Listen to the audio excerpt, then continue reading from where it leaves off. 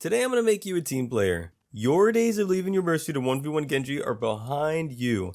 No more will you overextend and leave your team to a 4v5. To all the heroes watching my video today, I'm going to tell you 7 tips to help you become a better teammate in Overwatch 2.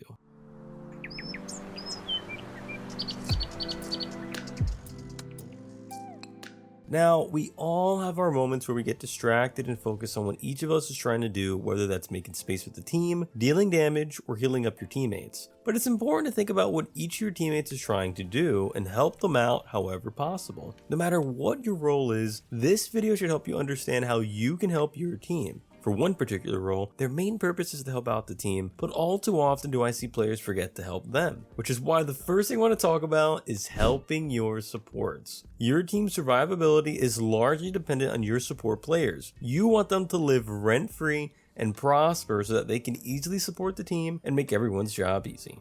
There are mainly 2 ways to help out your support players in Overwatch 2, and that's going to be by maintaining line of sight and protecting them with damage or abilities. How do you do this? Turn around. Your teammates are far more important, and the only way you're going to be able to win together as a team is by turning around and checking on them. If you tunnel ahead and only focus on what the enemy is doing, how will you know what's going on with your own team?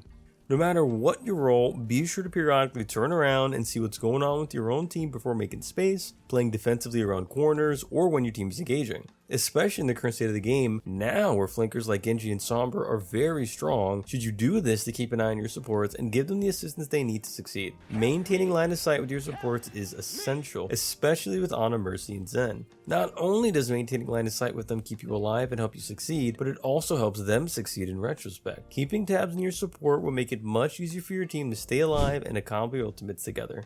Understanding ultimate economy is important in Overwatch, and to make your ultimates make more impact and offer more value, often it's a good idea to combo them together with at least one of your other team's ultimates to increase your odds of success to win team fights. Not to say that you shouldn't use your ultimates without anything to combo with, but only that you should look for opportunities to combo ultimates with your team before you use them when you have the chance. During those key opportunities to combo ultimates together, pull as much value from your teammate's ultimate and play to the strengths of your team. Even if you don't have your ultimate and your teammate does, capitalize on it and take full advantage of the unique value granted by your teammate's ultimate ability.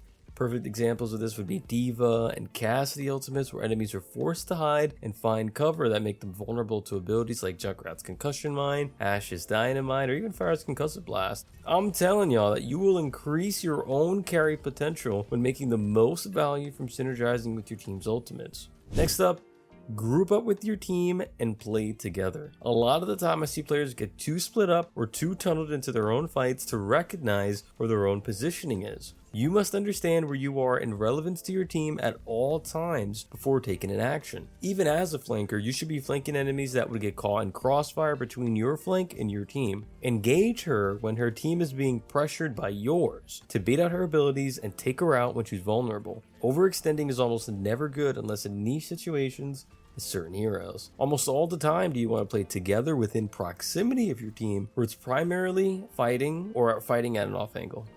Next, let's talk about synergizing with your teammates. That's going to be playing heroes that work well together, adapting your playstyle to your teams, or comboing abilities that work well together. That may be a Zarya bubbling her Reaper while he Death Blossoms, or even a Kiriko that Suzu's the Reaper while using Death Blossom. Find ways to make your teammates' abilities bring more value by using your own to complement theirs. Extremely mobile heroes work very well together and are able to keep pace with each other when accompanied by a mobile tank and support.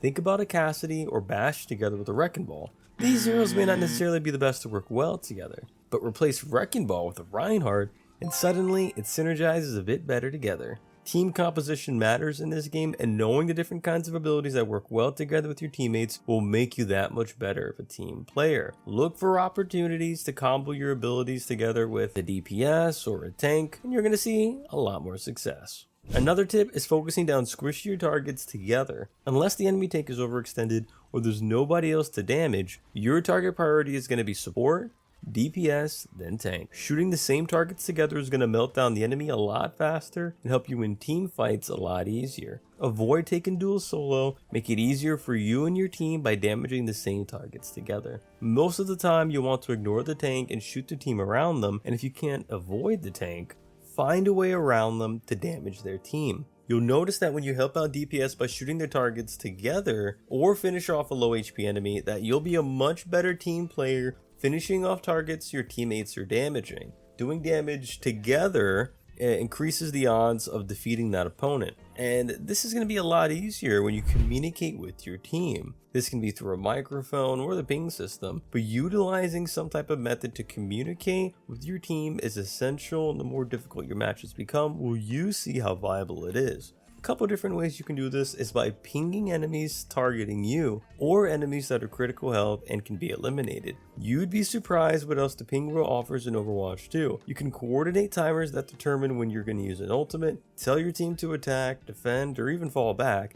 Take advantage of these features. It helps your teammates a ton and gives them so much information, especially in ranked when some players aren't even in voice chat, so do pings to help them out. Of course, use your microphone if you can and are comfortable, but you should always use those pings if possible.